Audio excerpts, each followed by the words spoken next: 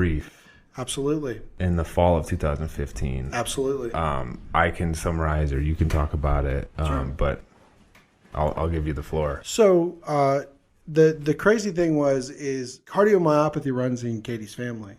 And so it's not like it was something we didn't know, and it wasn't like something we didn't like test for. So it's kind of one of those things. It's like you feel like you've done everything you should do, and it's not enough.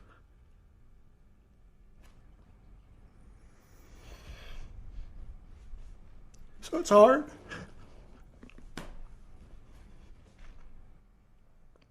But when the thing is like, and I think to the point of what you're trying to do here is you have to adjust to a new reality, because what's your other choice?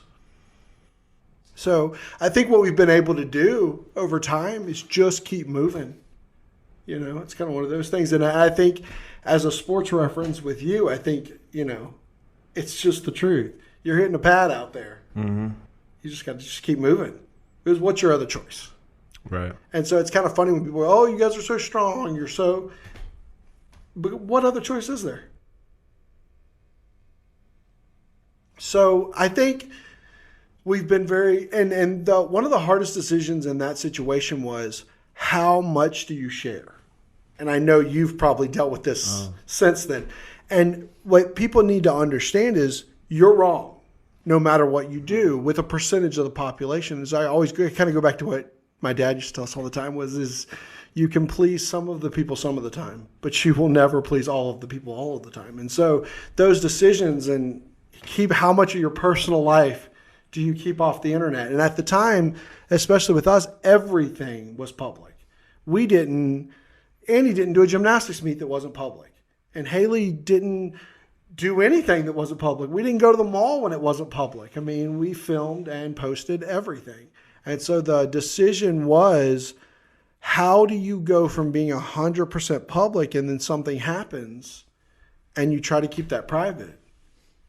And we ultimately obviously decided not to. And I mean, you guys were doing daily vlogs, right? And Daily vlogs, yeah. And was there ever a skip?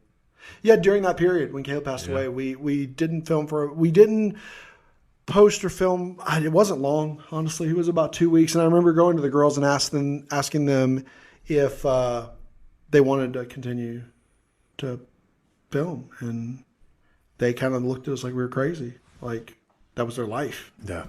Why wouldn't they? Yeah. It's been cool to have met like the Hertzes, Sydney and Luke and Paula, and hear about Caleb and how awesome he was. And I regret not speaking with you more about him, but it sounds like he was an amazing kid. And I also empathize with you, as you were mentioning, like sharing something like that on the one hand is so valuable and important because whether it's cardiomyopathy or whether it's anything else, like any other situation, parents do lose children. And how do you make it through that? And you guys were in a position to show people how you made it through that, which, as you said, is you just have to keep going. You just have to. Like, there's not much of another choice other than to. I mean, it's kind of one of those things, and it's with YouTube, it's with football, it's in life. It's you push through and you keep going. And that doesn't mean you keep doing something you shouldn't be doing. You can pivot, go in another direction, but you just got to keep